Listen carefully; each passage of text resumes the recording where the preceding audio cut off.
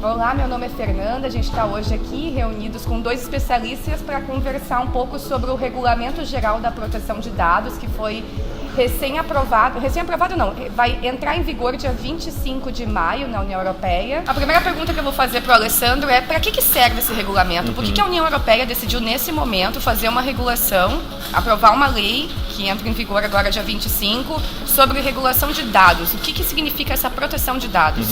Na verdade, a gente está num momento novo, né, Fernanda, em que há uma abundância de dados, e a gente costuma dizer isso, que é o momento em que as empresas e que os consumidores, pela primeira vez na história, estão lidando com um volume muito grande de informação. Então há uma mudança sociológica aí primeiro, né, que leva a novas formas de interações sociais. Isso de alguma forma chega às empresas. Então, como é algo razoavelmente novo, se a gente pensar em termos históricos, sociológicos, enfim, está todo mundo aprendendo com isso. E o aprendizado muitas vezes tem sido duro, né? Porque algumas empresas têm utilizado os dados de uma maneira errônea, talvez com uma questão ética discutível, né? E a União Europeia, se dando, né, conta disso, se apercebendo dessa situação, ela está propondo uma regulação que visa, em última análise, a maior proteção dos dados individuais dos consumidores, ou seja, em última análise, uma relação, né, um pouco mais respeitosa, digamos assim, entre o ambiente empresarial e nós, enquanto consumidores, ou qualquer interagente dos sites de redes sociais, por exemplo. Então, o objetivo, né, é claramente tentar organizar algo que é muito novo, né, sociologicamente falando, e por ser novo, nós ainda estamos em processo de aprendizado.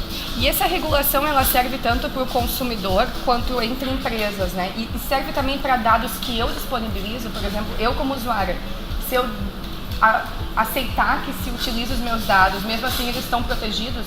Como é que funciona isso? Sim, eles estão protegidos. Isso é uma questão muito interessante dessa regulação, que ela coloca alguns padrões, né? São importantes a gente entender. Um padrão principal, um padrão subjacente muito claro, é de que quando a gente fornece dados, tem que ser de uma forma que o default tem que ser que eu dê os dados, não que o default seja que os dados já estejam lá e que eu tenha que talvez retirar, né? Então, por padrão, eles têm que me pedir, e não eles estarem lá e daí eu posso querer que eles não peguem, né? Então, isso tem que ser muito claro ali, e a regulação deixa isso muito claro, né? Acho que o importante sobre o GDPR, esse, né, na sigla em inglês, acho que o interessante entender ali é que ele é uma grande regulação, tudo bem, e mais do que isso, eles procuram colocar uma mentalidade, né? Olha, é um mindset de como lidar com dados, que é o que o Alessandro estava comentando, né? De que a gente tem que ter respeito, e que a mais profunda verdade é que o usuário é dono dos dados dele, né? Isso, ele tem o poder sobre como lidar com aquilo. Então, até tem uma documentação bem interessante da própria União Europeia, que eles colocam que, olha, agora no início, como o Alessandro disse, o pessoal está aprendendo, mas o mais importante é, mesmo que talvez alguma dada empresa ela não responda exatamente todas as regras, se ela mostrar que ela está de acordo com a mentalidade do GDPR, isso vai ser levado em conta na hora da punição. Tipo, o cara tu vê que ele está tentando. E o que pode ser punido? O que seria uma punição? Multas mas bem pesadas. O que leva a uma punição? O que uma empresa pode fazer para ser punida? O que uma empresa faz para ser punida? Por exemplo, tu obter dados das pessoas sem consentimento delas, né? E tu usar esses dados, tu não ser transparente sobre como tu tá usando esses dados, né? Tu usar para publicidade e não mostrar como tu tá usando para publicidade, ou que dados tu tem dessa pessoa sem dizer, né? O Facebook tem uma série de dados sobre as pessoas, né? Dados que as pessoas colocam lá, e o que muita gente não sabe é que ele tem dados que as pessoas não colocam lá também. O Facebook nos Estados Unidos é um dos maiores compradores de dados, né? Eles compram uma série de dados sobre as pessoas. Por exemplo, que financiamentos tu tem, que remédios tu costuma comprar, esse tipo de coisa. Eles conectam todos esses dados e tem um grande perfil teu, né? Então isso eles têm que ser muito claros sobre que informações eles não têm, e isso pode gerar problemas. Acho que tem uma questão legal aí, né, Fernanda, que o Marcelo toca, que é o ativo desses dados, né? As empresas até hoje sempre foram muito mal acostumadas. Eu costumo usar esse termo, assim, né, Marcelo? Elas são mal acostumadas no sentido de que sempre foi fácil. Se você tivesse um sistema razoavelmente estruturado, você cruza muita informação. Então, para elas, empresas, né, é muito bacana. Realmente é legal saber, como profissional de marketing, melhor o perfil do meu cliente para eu ofertar, né, digamos assim, propostas de consumo mais adequadas a ele. Então, por um lado, é muito legal para as empresas. Por outro lado, isso é muito tênue essa linha para isso não virar um desrespeito e uma invasão de privacidade. Então, a gente tem os dois aspectos, né, do enriquecimento de dados por parte das empresas, mas isso virar o fio E alguns consumidores estão entendendo que isso está virando fio. Então, como o Marcelo colocou muito bem, agora a gente tem uma nova diretriz. O consumidor tem que autorizar claramente, e mesmo depois que ele autorizar, a política tem que ser clara, né? E aí abre uma posição que a gente tem chamado, né, que é o protetor de dados. A gente tem falado muito no termo curador. As empresas terão, perante essa legislação, um responsável pelos dados dentro da empresa, o que é muito coerente, porque se a gente pensar no início da área financeira, toda empresa, principalmente as grandes empresas de capital aberto, tem um responsável financeiro, né, que assina o balanço fiscal da empresa, né, que em última análise é o presidente, mas ele não tem como mudar de tudo, né, tem responsável financeiro, tem responsável pela comunicação, responsável pelo RH, responsável pelo marketing. E algo muito legal nessa lei, a meu ver, eu acho que vai ser um grande passo, é que ela institui os dados como algo, né, absolutamente central no negócio das empresas. Então vai ter que ter uma pessoa ou um executivo responsável perante a legislação pela utilização dos dados. Acho que isso é um avanço, até para não ficar uma coisa assim difusa dentro da empresa, né? Mas quem pegou, não, para pegar tem que passar por um executivo. Esse executivo conhece a lei e ele tem uma responsabilidade, inclusive, forte perante essa lei. A lei, ao meu ver, ela tem me corrijam se eu estiver errada, ela tem duas funções, então. Uma é mostrar de forma transparente o que as pessoas estão fazendo com esses dados que eu autorizei a utilização, e a outra é não divulgar os meus dados para terceiros. Isso, sem autorização prévia, né, Marcelo? Empresas venderem os meus dados ou trabalharem com esses dados. Mas isso também, essa lei, ao mesmo tempo que cria essa nova função dentro de uma empresa de diretor de proteção de dados, ela não tira do mercado uma função antiga que era essas empresas que estavam trabalhando justamente com os dados das pessoas. Excelente colocação. Como é que vai funcionar isso? O que uma empresa que trabalha com data, o que ela vai fazer? Database, data mining, né, aquelas funções, né? Na verdade, ela, a meu ver, de certa forma, as empresas que estavam trabalhando de uma maneira, digamos assim, antiética, elas vão ter que se reinventar ou sair do mercado, porque a partir de agora, né, ninguém pode mexer nos dados da gente ou de quem está nos assistindo em casa ou no trabalho, enfim, sem pedir autorização. Então, exige uma reinvenção dessas empresas que até hoje estavam trabalhando de uma forma até então permitida, né? Mas em alguns casos, não vamos generalizar, né? Mas em alguns casos discutível, certo? Antes era permitido, mas em alguns casos discutível. Agora não é permitido. Então essas empresas vão ter que criar mecanismos delas conseguirem chegar no consumidor e pedir autorização para os consumidores. Então, um escândalo esse como teve há um tempo atrás do Facebook, usando os dados, isso não vai mais, tende a não acontecer mais. Eu sei que o Facebook é uma empresa americana e que a lei é na União Europeia, mas como essa lei também prevê o uso de dados de cidadãos europeus, não pode ser feito por uma empresa mesmo que não esteja dentro do território europeu, como é que isso vai? Isso pode não acontecer mais? O uso de dados, de divulgação de dados e todo esse escândalo que teve nos últimos meses? Exatamente. Uma coisa que sempre foi um ponto não resolvido na internet é que ela é transnacional, né? Ela quebra barreiras, né? A gente não tem como colocar uma lei de um lado e, né, como é que a gente vai fazer isso, né? Ela sempre colocou esse impedimento. Agora, com essa legislação da União Europeia, ela é um bom avanço nesse sentido, porque ela coloca, tudo bem, ela é uma legislação relativa à União Europeia, mas qualquer serviço que preste qualquer empresa que preste um serviço para um cidadão europeu, onde quer que ele esteja, vai ter que se adequar a isso. Então, o Facebook atende cidadãos europeus, então ele tem que se adequar. Existe um movimento de várias empresas, tem muitas empresas que são, elas, mesmo americanas, elas têm sede na Irlanda, porque a Irlanda oferece incentivos fiscais muito fortes para empresas de tecnologia. Então, o PayPal tem sede lá, assim, uma série, dezenas de empresas. E várias delas estão recolocando a sua sede nos Estados Unidos agora, mesmo que elas ainda tenham que comply, né, que elas tenham que se adequar a esses dados, só para facilitar um pouquinho mais pro lado deles, né? Pelo menos esses caras aqui estão nos Estados Unidos agora, estão na Europa, mas igual, eles têm que se adequar.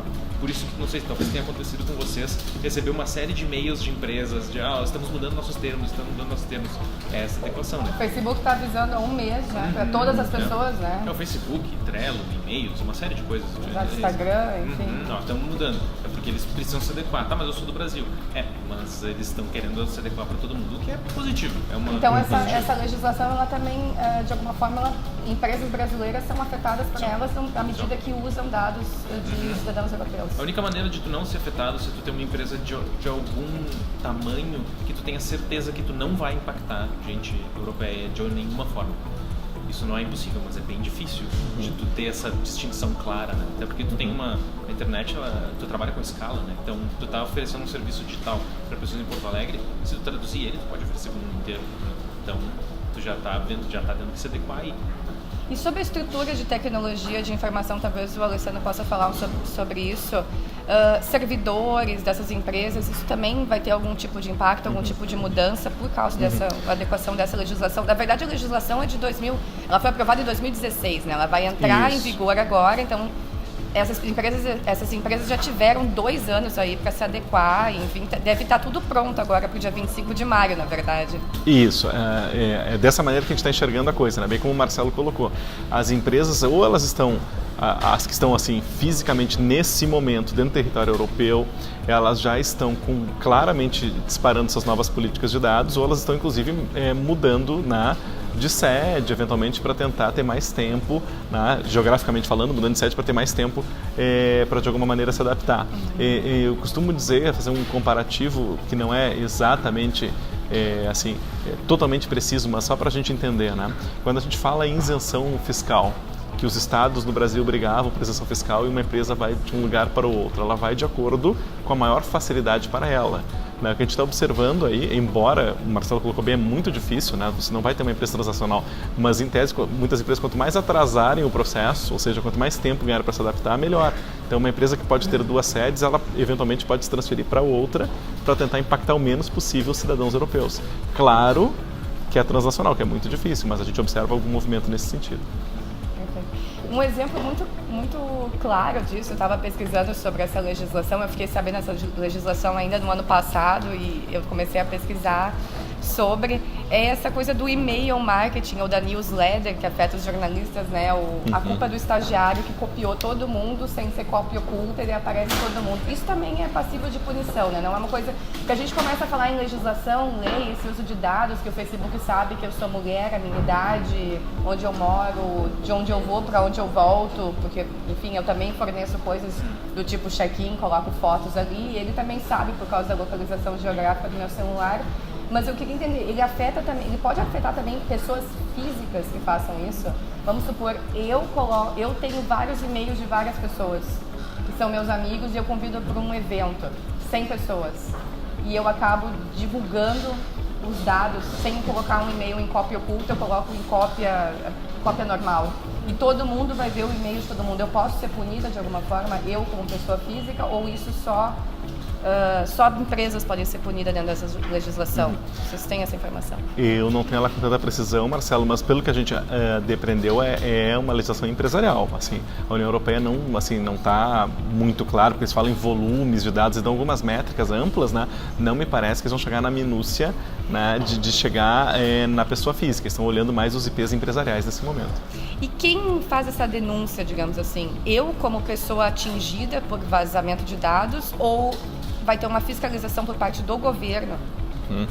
Isso não está claro também, porque tem uma grande normativa, né? Assim, o Marcelo pode me ajudar nessa, mas assim, qualquer cidadão que se sentir infringido, ele vai poder acionar as empresas. O quanto as empresas vão fiscalizar é relativamente complexo, o quanto a União Europeia vai fiscalizar, porque é relativamente complexo, porque eles não têm como ter o domínio total dos dados, né? É um pouco parecido com a legislação, isso também me remete à tua pergunta, a legislação quando surgiu o SMS no Brasil, que num primeiro momento, né, não sei se interpreta assim, Marcelo, havia uma regulação da Anatel que não se poderia fazer divulgações comerciais através dos 140 caracteres no SMS. Mas como é que se dava essa fiscalização? Era muito complexo. O que é uma divulgação comercial? Se você colocar oferta, se você colocar o preço, é comercial. Se você disser venha para uma festa comigo, caracteriza uma divulgação comercial ou caracteriza um convite institucional? Isso, com o tempo, a Anatel foi organizando as regras. Me parece que a União Europeia está nesse momento de refinamento. Eles colocam claramente, tem que ter uma grande quantidade de dados. Mas o que é uma grande quantidade de dados? Para uma padaria, talvez enviar 500 e-mail marketing seja uma grande quantidade de dados proporcionalmente ao público dela.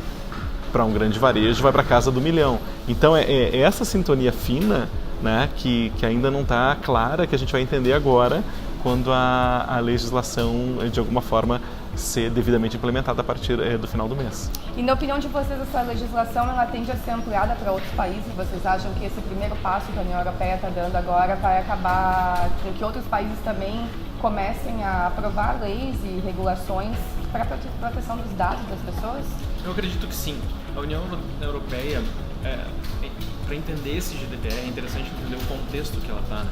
E ela, historicamente, ela sempre se colocou como uma força, eu não digo contra, mas vamos lá, contra o Vale do Silício, né? Contra a postura americana, né? Uma postura diversa, digamos assim. Enquanto os americanos, eles são mais abertos, no sentido mais de mercado mesmo, dados, é isso aí, empresas, vão gerar negócio.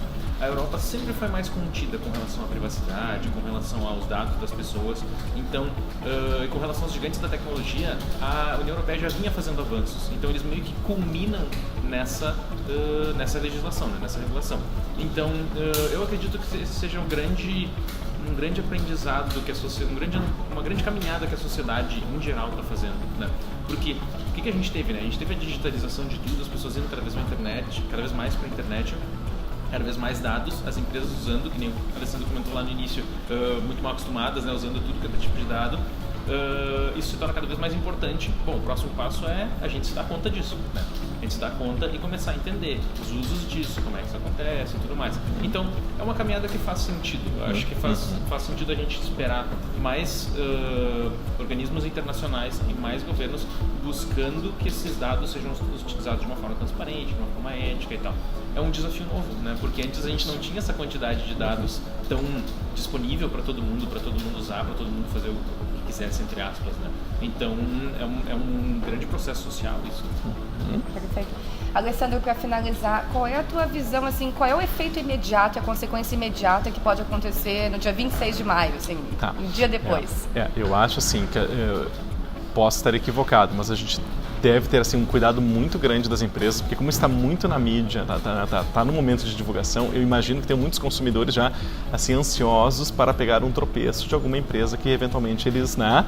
Poxa, essa empresa estava invadindo a minha privacidade, então vai ficar de olho. Acho que o consumidor vai estar com lupa agora no final do mês, ali na virada do dia 25 para o dia 26. Acho que uma parte dos consumidores, não generalizando, mas vai estar olhando de lupa o desempenho das empresas. Então eu imagino um consumidor mais atento, né? Um consumidor cobrando, e é uma característica, né, dos nossos tempos, né, Marcelo? As pessoas estão impacientes, né, estão intolerantes. Assim, eu imagino segmentos de consumidores que não vão nem imaginar, pensar duas vezes se eles puderem pegar um ponto de crítica às empresas. Ah, mas é o começo da lei, não se adaptou, eu já vou para cima. Então, eu imagino que a gente vai ter uma cobrança forte nesse sentido. E a própria imprensa também, né? A própria imprensa, seu papel social absolutamente importante, que é o papel da imprensa, né? É contribuir para a divulgação, né? Social, para a comunicação. Então, acho que a imprensa vai estar de olho, um segmento importante dos consumidores vão estar de olho, e nesse momento, eu imagino que as empresas, e pelo que a gente tem conversado, né, e conseguido observar, elas estão num momento de muita precaução, assim, então elas vão entrar com o freio de mão bastante puxado.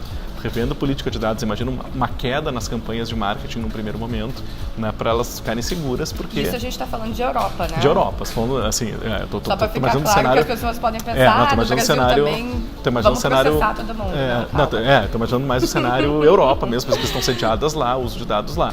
Mas como o Marcelo bem colocou, eu acredito que seja uma onda, né, que vai começar a avançar, né, para outros campos geográficos. Claro que ninguém controla a internet, né? Tudo é global, mas em tese a empresa que está sediada lá, ela pode ser punida mais rapidamente pela União Europeia. Então acho que quem está sediado lá vai ter um olhar muito, a meu ver, assim, de muita precaução. Marcelo, tu consegue prever, a Brasil criou o marco da internet, enfim, que é uma coisa, um diferencial, se for comparar com outros países no mundo inteiro. Consegue prever um pouco um trabalho meio de bola de cristal, assim, quando que uma legislação semelhante pode vir a ser aplicada aqui no Brasil? A gente está com tanto problema. Pois é. Olha, a gente tem tanto problema, mas, enfim... É difícil a gente prever, né? E futurologia é sempre complicado porque o futurólogo ele nunca volta nas previsões dele, né? A gente sempre faz previsões e fica sempre pensando na próxima, né? O que acontece? O Brasil ele já vinha trabalhando com o Marco Civil há muito tempo, né? Ele vinha sendo trabalhado muito a partir de bases, sugestões das pessoas e tal, até ele culminar na legislação, né? Que é uma legislação de um modo geral positiva, né? Uma legislação legal. Então isso é muito interessante. Agora, para os próximos anos, o que é difícil dizer é porque isso precisa de um esforço muito concentrado do Congresso, né? Para entender que isso é um problema e se dedicar a ele, né? O que atrapalha essa discussão é que agora a gente tem uma discussão muito forte sobre um tópico que está relacionado ao que a gente está conversando, mas não é o mesmo, que é a grande questão das fake news, né? desinformação online e tal. Então tu tem uma tendência de que vários governos implementem legislações querendo cuidar das fake news, mas indo mais pelo lado da censura, né? Então regulamentando o discurso online, aí que os dois assuntos se conectam, né? Talvez o Congresso brasileiro seja mais interessado nessa segunda discussão. Eu digo isso porque já apareceram algumas tentativas de legislação, proibir fake news, porque fake news vai ser identificada assim. É uma situação bem complicada, né? Eu acho que eles vão estar interessados mais nessa discussão nos próximos anos, agora nessa sequência. Mas talvez em questão de 3 ou 4 anos a gente comece a ter uma pressão maior das pessoas e aí sim um cuidado maior da legislação específica de uso de dados, né? Tá? E talvez num time frame mais ou menos como esse, né? Também pode ter uma cobrança social nesse sentido, como o Marco Silva da internet se originou dessa discussão na internet, né, das pessoas participando. Daqui a pouco também vendo o exemplo da União Europeia, é possível. As pessoas podem dizer por que os meus dados não estão sendo protegidos no meu território. É possível, especialmente porque no Brasil a gente tem uma comunidade muito forte de gente preocupada com isso, né? De empresas, de organizações da sociedade civil, de pessoas das mais variadas origens profissionais cuidando disso. Tem muita gente interessada nisso, tem muita gente observando isso. Esses caras normalmente têm uma base de gente que debate essas coisas online muito forte, né? Então, talvez essas pessoas gerando essa pressão a gente consiga chegar a algum tipo de legislação assim. Com certeza é importante. Perfeito, agradeço a presença de vocês aqui no Correio do Povo e vamos ficar de olho agora, dia 25, que entra essa nova legislação na União Europeia. Obrigada.